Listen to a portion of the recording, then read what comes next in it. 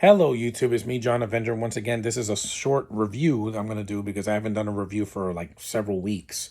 The last thing I reviewed was Wonder Man. This is a movie that I saw like about a month ago on Valentine's Day. I didn't review it then because I was just really pissed because I was just kind of drained and it was a long winter. But hey, winter's over next week. But anyway, this is the 2025 sequel to the 2024 musical Wicked. This is Wicked for Good. Yeah, I finally saw this about a month ago, but I had mixed feelings on it. I didn't absolutely hate it, but I didn't love it, and there's reasons for it. First of all, this movie should have been one movie. I don't think stretching it out to 2 hours and 40 minutes, and then the next one is 2:08. That's way too much time for one movie. It should have been one film, 3 hours. That's it. Then you don't talk about it. Oppenheimer was able to do one film in about 3 hours, not do it in parts. Sometimes it works. Harry Potter, it worked. In Avengers: Infinity War and Endgame, that worked. Even The Hunger Games worked. But with some movies, they don't need to be in parts. Twilight did not need to be in two parts, and this didn't need to be in two parts because it's a one film story. This should have been only about Elphaba and Glenda because they're the main characters of the story. Not forcing all this back to Wizard of Oz, freaking fan service and callbacks and references to the original. I'm like, you're never gonna top the original, guys, from 1939. You're just not. I mean, this movie doesn't even show Dorothy's face. The lines of Pussy, he runs away from everything and he's CG. He has like three lines in the movie. What they did with the Tin Man and with the Scarecrow, that was really forced, and I'm like, that was not right. And also, I'm not the target audience for these kinds of films or these feminized versions of original stories where they take storylines from back in the day and they have to focus on all the women stuff and the guys get sidelined. That's why the wizard is barely in the movie, and Fiyero and freaking the Tin Man and all and other characters, even the gay Asian guy is underused. And I'm like, well, I didn't care about him in the first one, but he's underused too. But and then the songs in this movie are just forgettable. Most of the songs I don't remember any of them. I like the Wonderful song with the Wizard. That was a fun song. And of course Ariana, every time she sang, she's great. She's the big thing that saved me from, hating this movie because I'm like, she is the best singer in the movie. I mean, yeah, Cynthia Erivo, her singing is overbearing, dude. We get it. You can sing. You're black and you can sing, but her acting as Elphaba, she looks like a green apple. I don't know what it is. I just like the makeup looks off, and I'm like that she's singing while casting a spell that in that scene, and I was like, yeah, I don't care about any of this. Her romance doesn't work with Fiyero, in my opinion. It's really forced.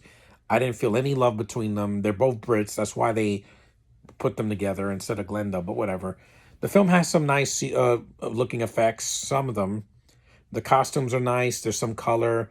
There's some charm there, but man, this movie needed to be shorter. Both of these movies are over 2 hours and they do not need to be this long. I was fine with The Wizard of Oz being an hour and 43 minutes because it went by quick. It doesn't drag ass like The Wicked and Wicked for Good because those are just padded out running times for a Broadway show. It works because they have an intermission. When you don't have that intermission, you have a second part of a movie that's not even needed in the first place. You could have just trimmed it. You don't need to make a musical 2 hours. Sometimes less is more. I've been saying that on my channel for years. On this channel, my old channel in the 2000s, in the 2010s, and the last channel I did before that for 3 years. We do not need movies to be stretched out. They need to be shorter, not mandated. Just don't make every movie over 2 hours. Goat was under 2 hours and it did well. And so did Send Help. And I think Send Help is about 2 hours, but it's not 2 hours and 40 minutes. I know that for sure. Because Sam Raimi doesn't drag a movie out like as much.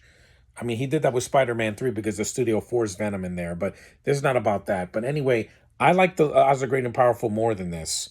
They pretty much did a similar thing with Glenda and Elphaba. Well, she's not Elphaba in that, but she's the Wicked Witch of the West, and they went for it. Yeah, the Wicked Witch of the West, the makeup looks terrible in that, but at least they kept her a villain. Making her an anti-hero here, I just didn't buy it.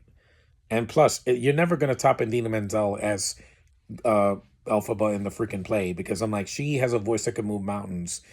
Cynthia Erivo can sing, but she's just not for me. She's queer, she's British, and she has no hair. Yeah, that's not for me, guys. I like black girls with booty, a nice skin tone, hair, and no accent. That's what draws me in more. That's just my preference, guys. It's not a fetish, it's a preference. Just so that people are like, oh, we're going to cancel you for being racist. I'm like, I'm not a racist. I liked the black girls in Spider-Verse, the few of them that were there. And I liked Tiana Paris in WandaVision and in the Marvels, which I'm going to do later tomorrow. And I like black girls. Zendaya in the Spider-Man movies, it worked fine. But when you force it, it just feels like a diversity hire. And I'm like, that's what they did here. And I didn't even like Cynthia Erivo in her cameo in Pinocchio from 2022 because I'm like, the original fairy was a blonde white woman, and she steals the song from Jiminy Cricket. I'm like, I didn't appreciate that.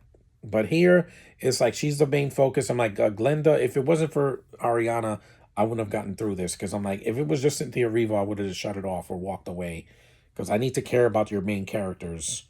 And Glenda, I've always preferred over Elphaba anyway because of their journeys. We know that the Wicked Witch of the West is going to die at the end of the Wizard of Oz. Her fate is sealed. Gets the water thrown on her, she melts. Glenda doesn't die because she's an immortal. Yeah, you notice that she never dies because she's immortal. She can't die. And also, she has powers. She has a wand and everything. With Elphaba, she has to cast spells so that bad things can happen. And I didn't like the things with the animals. I don't like to see animal cruelty in movies. I just didn't. It felt like another movie. It didn't feel like Wizard of Oz at all. And like I said, I'm not the target audience. I'm male. I'm single. I'm not a woman. I'm not a feminist. Not a super SJW anyway per se. And like I said, give me something to grab at. Stop making these movies so long.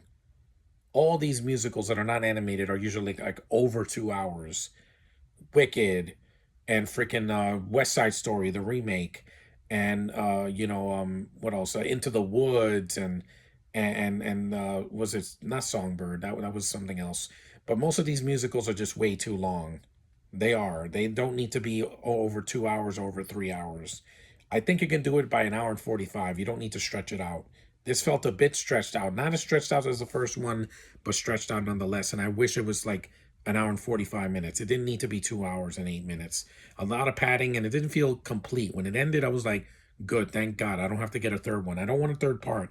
This one kind of underperformed. It didn't get any Oscars, and there's a reason for that, guys. The first one charmed people. It was an adaptation they liked but didn't love, but they liked it enough. But with this one, I was like, why was this even needed? This is the weakest part of the story. And I could feel that. Even though I've never seen the play, I'll see it on YouTube. It's shorter than the actual freaking movies combined because both of these movies combined is over 4 hours. That's too long, guys. You're not WrestleMania. You don't need to be that long. Stop making movies so damn long. Anyway, that's my mixed reaction. Not really a rant, but a mixed reaction on Wicked for Good. It's not horrible, but it could have been better if it was shorter. And I cared more about the casting and everything. And it didn't have to force in all this nostalgia because it doesn't work in Wizard of Oz. We've seen the original. You're never going to top that. That's a classic that got Oscar nominations and got a cult following so big that it went from a flop to one of the biggest phenomenons in cinema. And it made Judy Garland a star, even though she had a whole rough life after that. But it's still a classic.